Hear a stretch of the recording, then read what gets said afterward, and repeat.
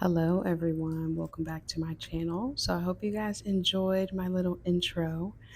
So this video is going to be essentially my makeup look for my anniversary shoot. So today is actually my anniversary. My husband and I have been married for 3 years today, and it's been a long time coming. So I was so excited to share that with you guys, and I decided to go ahead and film the look as well. I started off with my brows, and I've just been using a pencil to kind of fill them in. And then I'm carving them out with my e.l.f. 16-hour camo concealer. So I forgot what dupe they said this is for, but it's just a very great concealer, full coverage, very thick. There's a huge shade range. So they're also super affordable. I believe they were like $7. So definitely love this product. And then as you can see, I kind of took that color only about 2/3 way of my brow. And then the front, I used my foundation. So I'm obsessed with this palette. So here we are again. This is the same palette I used for my birthday look. So I'm doing a similar look, but less pink. So kind of neutral. So I'm just taking the neutral tones and then a brown in the creases. And then I'm going to take these shimmer colors and place them on my lid. And I did spray my brush with setting spray. I use setting spray from NYX, and it definitely like brings out the pigment. So after that, I'm gonna go ahead and do my foundation. So this is the Estee Lauder foundation, and I'm so upset because I lost my Real Techniques brush. It's more dense, so I believe for this foundation you need a more denser brush. It's kind of thick, um, not really thick, but it kind of stays in place or settles very quickly. So I would just use a denser brush.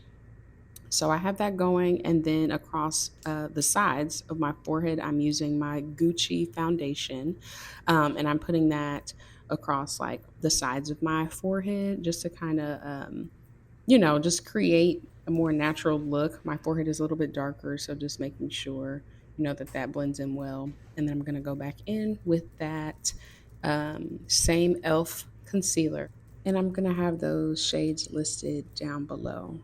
So I just want you guys to make sure that your beauty blender is not super, super, super wet. So this is one of my cleaner ones.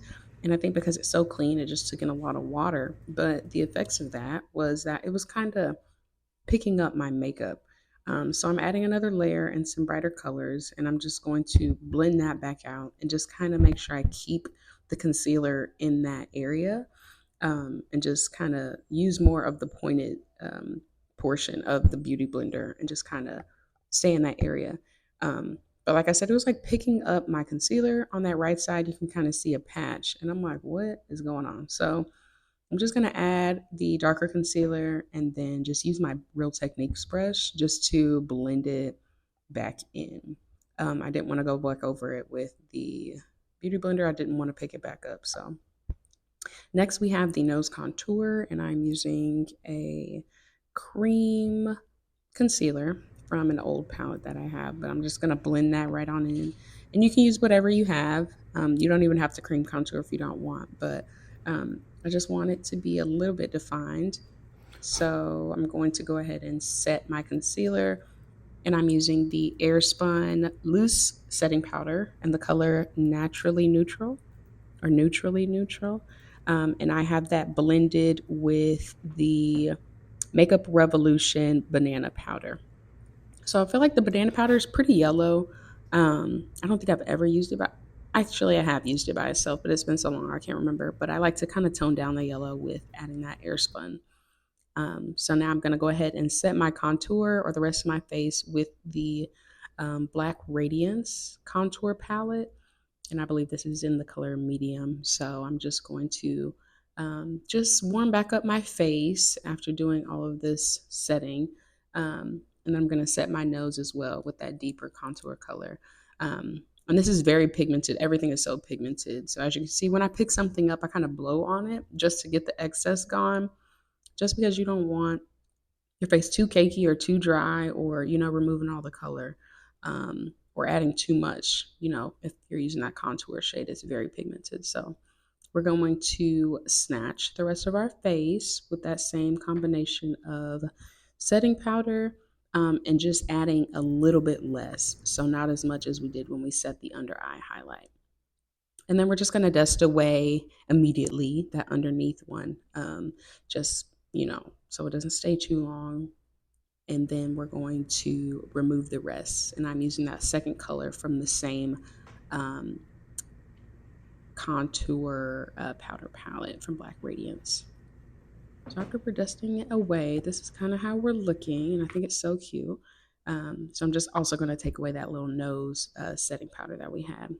And then we're going to set our face with the NYX setting spray, and I believe this is in the matte one. And then quick water break because I was dying.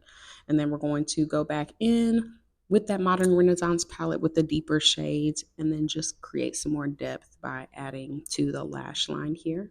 And then go ahead and adding some blush. And this blush is from Lancôme. It is so cute.